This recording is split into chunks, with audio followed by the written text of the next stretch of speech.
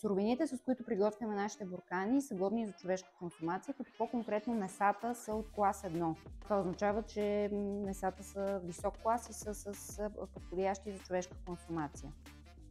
Изискванията, на които нашето производство отговаря, това може би нещо, което не разказахме по-рано, минава под контрола на БАБХ. Това е Българска агенция за безопасност на храните, и изискванията, на които ние отговаряме като производител на храни за кучета и котки, по никакъв начин не се различават от изискванията, които има едно производство за храни за човешка консумация. Наблягаме на това нещо, за да бъдат спокойни хората, нашите клиенти, че храните, които ние не произвеждаме, заради факта, че са за кучета и котки, по никакъв начин не са второ качество или изискванията, които ние спазваме като хигиенни норми, като производствени норми, не са по-различни от това, което трябва да се спазва при храни, годни за човешка консумация.